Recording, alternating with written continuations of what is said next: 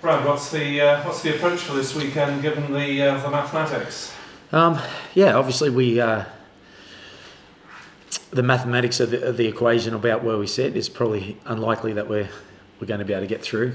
But the importance for us is playing in Europe, giving a good account of ourselves, going out there to try and win the match, gain maximum points if possible, and then see where the tally lies. And if we manage to scrape through, we scrape through. But realistically, it's going to be difficult for us. How far does the need to get 5 points rather than 4 affect your tactics in the game? You playing any French team away from home, they're always a different prospect at their place as opposed to when they're on their travels. So the first thing is we've got to focus on winning the game, and then obviously for us to get a bonus point would be we're going to have to get 4 tries. So we've got to lay a foundation early on in the first 20 minutes, and then try and build on that throughout the match.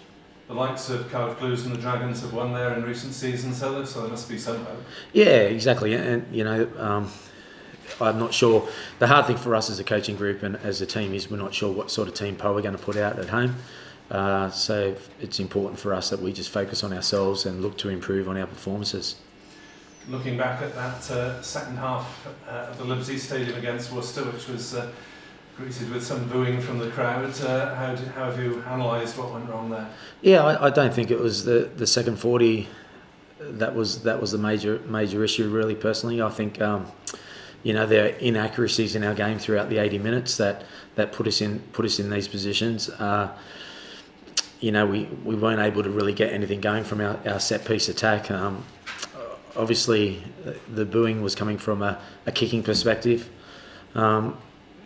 The fact is that, as a coaching group and as a team, we try and set out some tactics before the game that's going to give us the best chance of winning the match. And we employed a big kicking emphasis for the games against the Blues and the Scarlets, and that worked a treat, and we come away with wins there. Like everything in sport, when you're on the receiving end, you're always looking at ways that you can improve your game, and there's a balance that we can strike there between when's the time to keep the ball in hand and when's the time to kick the ball away. In saying that, I don't think our kicks were accurate enough. Our chase wasn't as aggressive as what it was previously in the derbies, and unfortunately, when you're on the wrong end of the scoreboard, you come in for a bit of criticism. But we've been involved in the game long enough to be able to accept that, and like I said, we're looking to improve things. So what sort of side do you take out to Pau? I mean, you've fielded shadow sides really at Worcester and in Paris in the previous away games in the competition. Yeah, I think you can probably look at those games and expect a similar lineup. So all the current Wales players rested, for example? Yeah, they've gone into camp, so they won't be available. So you can probably look at the Worcester game away and the start game away, and you look at that sort of lineup, and like I said, that'll be fairly similar. And talking of the Wales squad selection, thoughts on that, the players in and out? Do you know, I haven't had a chance to really think about it, so all my focus and attention is in preparing for this game. I think that the guys who have gone to Wales have fully deserved their selection. I'm sure there's one or two that maybe might have merited a call up as well, but my focus is with the Ospreys. Luke Morgan was one of those who missed out for this tournament. Obviously he's on fire going forward, yeah. In terms of his defence. Maybe he had a few problems against the Dragons over Christmas. How much do you have to work with him? How much do you think he can do to improve that side of his game so that he is back in the reckoning in the future? Well, I think he's in the reckoning. I think for him to be selected in the autumn shows what the Wales management think of him. I think from where he's come from to where he is now is just unbelievable, and credit to Matt and Clarkey, and the way the player himself in how he's approached his training and his learning to actually be in the frame has been a huge compliment to him as a player. So I think in terms of his improvements, personal improvements, he's looking to improve every week. He's always asking for feedback. There's some aspects that he's always going to look to improve. He's always going to be, I suppose, a little bit like Keelan, targeted under high ball, so we can do a lot of work in that training. But I think as long as he stays grounded and keeps working hard, he's going to be there or thereabouts. Digressing with Keelan Giles, do you see him coming from nowhere? Do you think he's got any chance at all in featuring in a Wales squad mix for the World Cup, ahead of the World Cup, or do you think it's a longer term project? Honestly, I think a lot would have to happen between, if I'm really honest, between now and the World Cup for Keelan to really push into that selection. In saying that, if Keelan rips up trees between now and then, he might be a dark horse. So you can never say never in this game. But I think the important thing for Keelan, after having that really long layoff, when he had that injury against I think it was the Dragons at home, I think for him is getting some game time, getting confident, getting a feel for the game again. And I think then we hopefully over time we can see the best out of him. But we're lucky at the Ospreys. We've got some, Hannah Dirksen, who every time he's taken the field has been outstanding for us this year. Obviously George, we know his qualities. Luke, who's come from nowhere and then has really stepped up. So there's a Tom Williams, young winger, who's looking to improve all the time. So we're pretty well stocked in that department at the moment. So it's a real push for those guys to. There's only 2 slots in every match day 23 generally for wingers. So I hope Keelan over the next 3 to 4 weeks can get some game time and gain that confidence. And with Luke, do you see a route back for him? For Luke? Luke Morgan. Yeah, 100%. Yeah. Just the fact that he's obviously Marky's been selected for the autumns. He got a taste of that. He's had a taste of the international setup. I think everyone who's watched these games would have to say that, probably barring one performance as a team we didn't really function, he's been outstanding, and he's tried to put his best foot forward in every game he's taken. He's a good learner. He applies himself, so absolutely, he's a guy who can arguably, we probably wouldn't have scored against. Was it the Cardiff where he scored that try in the corner of Scarlett's? His speed is electric, so you can't coach that, and the Welsh, I'm sure the Welsh management are fully aware of that as well. And with Owen Watkin, have you been pleased with his development this year? Yeah, I have. Yeah, I really have. Again, Corey coming to the fore has probably put a bit more pressure on Owen in terms of game time, but this is a nice position for the Ospreys to be in, where you have Scott, Corey, Owen, all pushing for that starting centre berths. I think Owen's still got loads and loads of improvement to make, and he's definitely a bright one, not just for now, but for us moving forward as a region.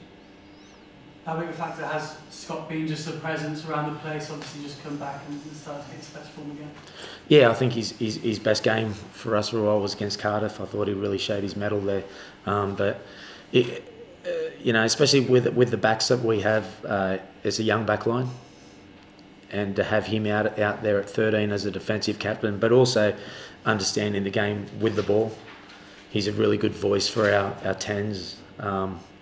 In saying that, Allard again, new signing's been outstanding along the way. So I've been very impressed with Scott, both on the training field and within our team environment. I thought his Cardiff game was arguably his best game to date for us so far, and hopefully he stays fit now and we can get him back soon. Because he must be hungry now to get that 12 jersey back. Oh, absolutely, and it's his opportunity when he's in the training camp I'm sure he's going to get an opportunity in the Six Nations, so he needs to train well in front of the coaches at Wales, and then when he comes back to us really push on, because there's an opportunity in October, November for the World Cup, and I don't think any Welsh player would like to miss out on that. Gatton praised the Ospreys staff yesterday for how you've handled Alan Wynne-Jones. Just how far do you think he can go, and how long do you think he can keep at this level? Because he just seems to be getting... Yeah, I think Alan Wynne-Jones pretty much manages him himself. So, so it's nice that Warren has recognised us in the equation, but I think he's doing a pretty good job of that himself. So he looks after himself. You know, you always see with these great players that they're, as long as they have retained that competitive edge, and the competitive edge is really easy to come on game day.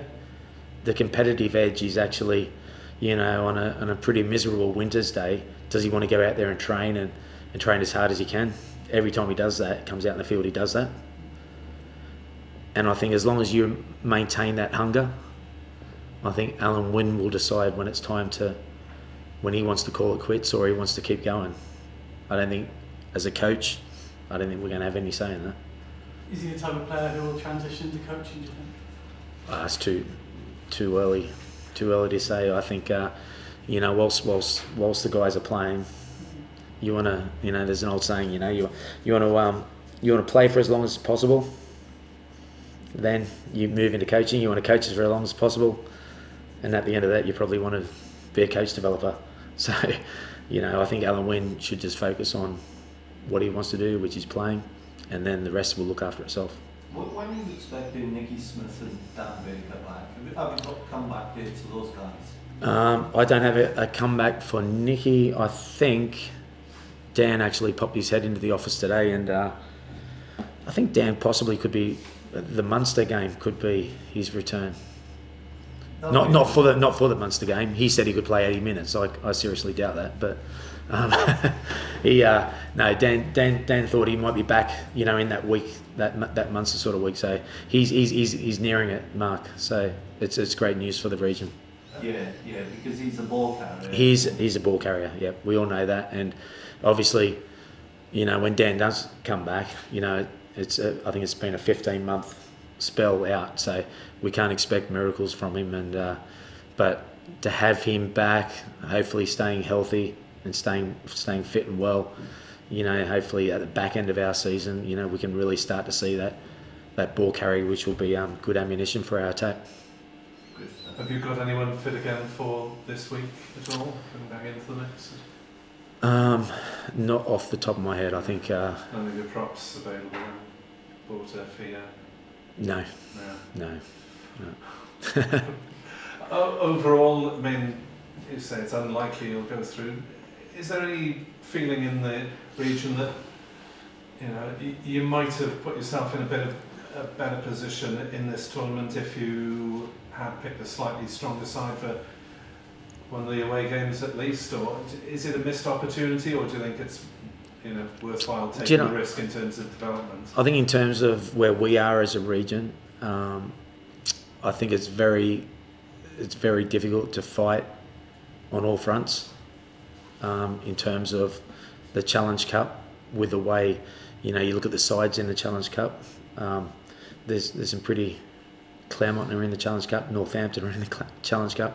I think it's a really difficult for us at this stage, with our squad depth, to say, yes, we could do this a little bit harder in the Challenge Cup, but then our form in our league might suffer. I think where we are in the league it has to be our priority.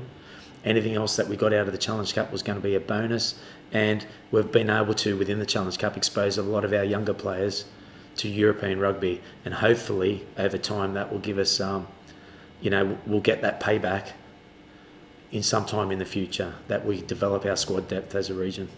So disappointing at times, yeah, you have to say, yeah, we would have loved to at, you know, what was the score, 20-18 against Worcester, you know, when we're leading 18-17. Should we have saw out the game? Yeah, possibly should have. So they're the disappointments. What we have to do as a club and as a group, and it's what we've talked about this week, is what could have we done better on the game day so we can improve as a team. We've addressed it this week, and we'll look to improve that against Pau.